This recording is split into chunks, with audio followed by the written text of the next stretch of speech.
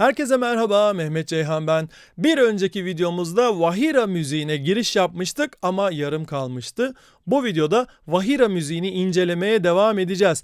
Ancak ilk defa izliyorsanız lütfen önce bir önceki videoyu seyredip sonra bunu seyrederseniz bağlantıyı daha iyi kurmuş ve daha verim almış olursunuz. Bu arada videoların devam etmesini istiyorsanız lütfen kanala abone olmayı, bildirimleri açmayı, beğenmeyi ve paylaşmayı unutmayınız. Vahira müziği nedir? Birazdan.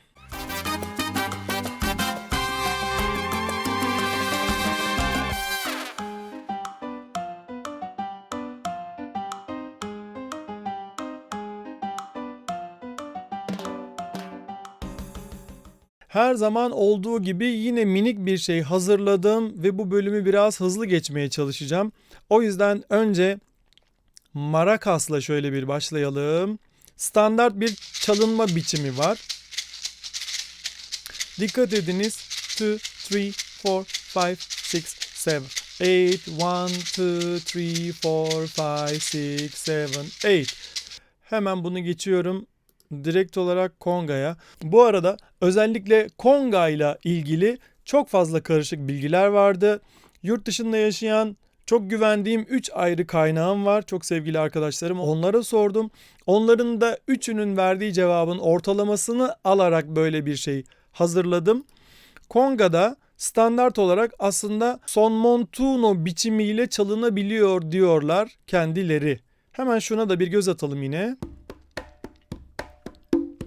Birazcık sesini açayım. 1, 2, 3, 4, 5, 6, 7, 8. 1, 2, 3, 4, 5, 6, 7, 8. 1, 2, 3, 4, 5, 6, 7, 8. Hemen bongoya bir bakalım. Aynı şekilde bu da son formatıyla çalınabiliyor. 1, 2, 3, 4, 5, 6, 7, 8. 1, 5, 6, 7, 8. Bu kısımları hızlı geçiyorum. Neden? Çünkü can alıcı nokta aslında burada melodik enstrümanlar arkadaşlar. Şimdi basa bir bakalım. Buradaki örneklemeyi kontrabasla yaptım. Önce bir dinleyelim. Birazcık açmak istiyorum şöyle. 1, 2, 3, 4, 5, 6, 7, 8. 1, 2, 3, 4, 5, 6, 7, 8. Şimdi buradaki en önemli nokta şuradaki sese dikkat edelim. Bakın. Tekrar başa alıyorum.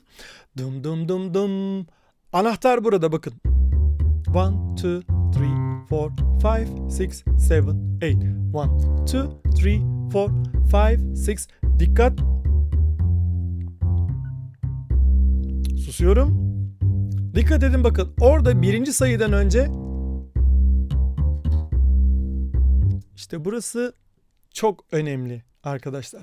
O sesi unutmayınız. Hemen tres'e bakalım. Tres'te de aynı şeyi görebilmek mümkün. Dikkat edin.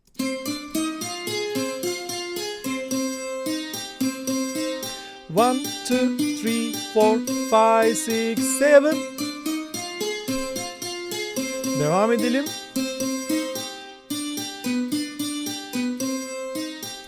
Pam pam pam pam. Yani fark ediyor muyuz arkadaşlar?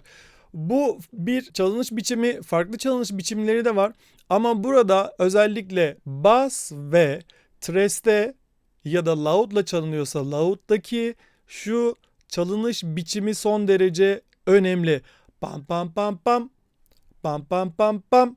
Buradan o müziğin vahira olduğunu anlayabiliyoruz. Dikkat edelim. Bir kere daha çalıyorum. Sayıyorum. 1, 2, 3, 4, 5, 6, 7.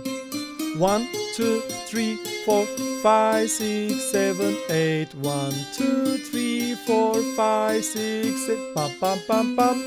Böyle devam ediyor. Bu çalınma biçiminde burası çok net. Pam pam pam pam.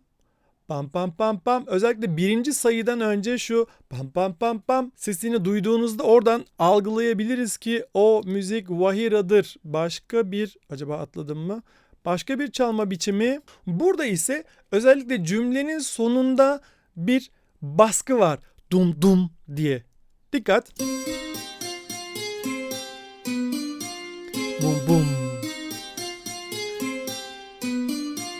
Bum bum. Çupaku tuku tutu. Çupaku tuku dum dum. Fark ediyoruz değil mi? Cümlenin sonundaki şu baskı. Bum bum. Bum bum. Bu da farklı bir çalınış biçimi. Bir biçim daha var. Aslında birkaç tane biçim daha var ama dediğim gibi en basit haliyle ele almaya çalışıyorum. Bu da başka bir çalma biçimi. Merdiven gibi düşün. Anladık mı? Merdiven gibi düşün orayı. Tan tan tan. Birinci sayıdan önce tan tan tan tan 2, 3, 4, 5, 6, 7, 8 1, 2, 3, 4, 5, 6, 7 8 1, 2, 3, 4, 5, 6, 7 tan tan tan tan. Yine çok eğleniyorum. Tan tan tan tan.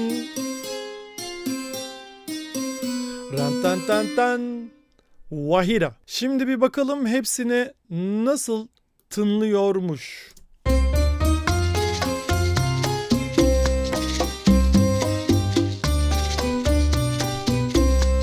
Şöyle minik bir ayar çekeyim.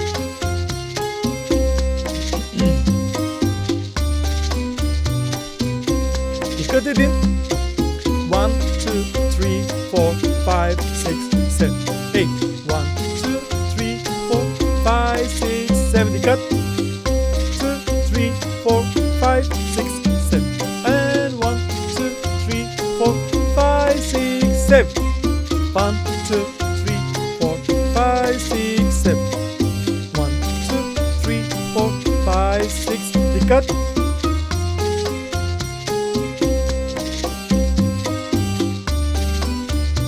Şimdi belki şöyle bir durum olabiliyor bazen. Bazı şarkıları incelediğimde denk geldim. Treste bir mesaj olmayabiliyor, öyle söyleyeyim. Bir mesaj olmayabiliyor ama basa baktığımızda aşağıda mutlaka o bam bam bam bam kısmını yapıyor ya da bum bum darara tan tan tan tan tan tan bu bum kısmını yapabiliyor. Burada müzik varken ben niye darararantan gibi saçmalıyorum ki? O da ayrı bir konu. Demek ki o zaman Vahira böyle tınlıyormuş. Sonuç.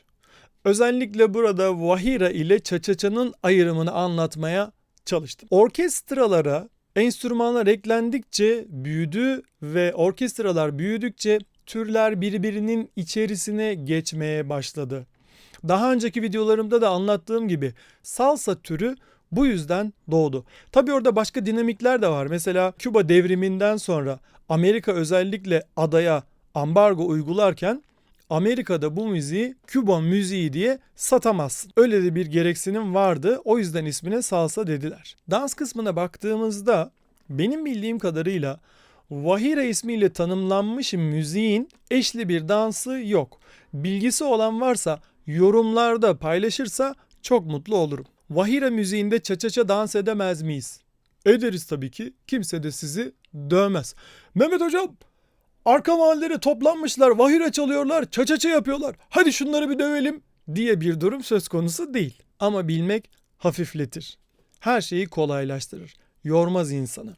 Mesela sadece adımlar Cha-Cha-Cha'ya uyuyor diye hızlı tempo bir Vahira'da veya Vahira sonda Cha-Cha-Cha yapmaya çalışırsak yoruluruz. O yüzden bilmek güzeldir. Sonra modern orkestralardan çıkmış öyle şarkılar var ki piyanoya bakıyorsun son montuna çalıyor ama timbale bakıyorsun Cha-Cha-Cha formunda çalıyor.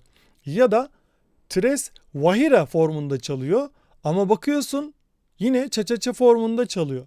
Dolayısıyla modern orkestralar sentezlediği için biraz her şey birbirine karışmış durumda.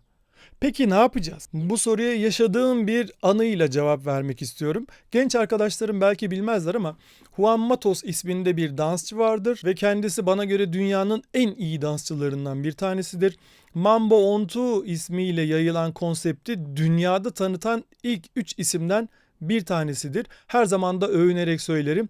Bizim 2000'li yıllarda Mambo Onto'yu öğrendiğimiz hocamızdır kendisi. Bir gün böyle sohbet ediyoruz. Kafamda milyonlarca soru var tabii, cevaplarını bulamadığım. Onu da yakalamışım, böyle soracağım. Soruyorum, o nedir, bu nedir, şu nedir? Daha önceki videolarda da size anlattığım gibi müzik değişiyor ya, hani bazen bir bar çalıyor sonra terse düşüyor. Öyle müzikler var. Onu kullanmış çok önemli, çok büyük ismi olan gruplar var. Sahnede müziği kullanıyorlar, müzik değişiyor. Ama diyorum ki sayı değişti fakat adımlarını değiştirmediler. Olur mu canım öyle falan diyor bana. Sonra ben gösteriyorum videoyu, bakıyoruz, böyle kalıyoruz. Sonra deminden beri konuştuğum konu, Son Montuno çalıyor piyano ama bakıyorsun timbal cha-cha-cha formunda çalıyor ya da vahira çalıyor. Bakıyorsun yine aynı şekilde cha-cha-cha formunda çalıyor. Böyle yaptı. Bir dakika dedi. Ben de o anda dedim ki işte şimdi bütün soruların cevabını almak üzereyim sanırım. Ve ekledi. Just Dance mother dedi. O ara ben bir aydınlandım böyle. Kısacası Just Dance mother, ama bilmek nacizane önemlidir. Kökleri bildiğinizde kaybolmazsınız. En zorlu anlarda bile kökler size hep yardımcı olur. Zaten bildiğim kadarıyla bir de dramaturji öğrencilerine öğrettikleri ilk şey, bir hikaye, bir senaryo yazarken düğümlendiğinde çözemiyorsanız mutlaka başlangıca, köklere geri gitmeleri öğretiliyormuş. O yüzden kısacası kökler önemlidir arkadaşlar. Bir videonun daha sonuna geldik. Sormak istediğiniz, eklemek istediğiniz, paylaşmak istediğiniz bir bilgi varsa lütfen çekinmeyin arkadaşlar. Yorumlara bunları yazın. Yazarsanız çok mutlu olurum. Özellikle cha-cha-cha videosundan sonra Kıbrıs'ta yaşayan sevgili dansçı ve müzisyen kardeşim Tigin o kadar güzel bilgiler paylaştı ki içimin yağları eridi. Benim istediğim tam olarak bu. Ben burada böyle bilge bir adam gibi durmuyorum. Durmak da istemiyorum. Emin olun ben de hala öğreniyorum. Öyle de bir algı olmasın kafanızda, yani bak ben ne güzel biliyorum, nasıl da güzel anlatıyorum falan. Öyle bir durum söz konusu değil, emin olun. O yüzden lütfen siz de çekinmeyin. Bildiklerinizi ekleyin ki bilgiyi hep birlikte büyütelim ve daha geniş kitlelere ulaşsın. Bu sefer kapanışı sevgili asistanımla yapmak istedim. Tanıştırayım. Ginger. Bir sonraki videoda görüşene kadar lütfen kendinize çok iyi bakın. Sevgi, barış, dans ve müzikle. Ginger bay bay de.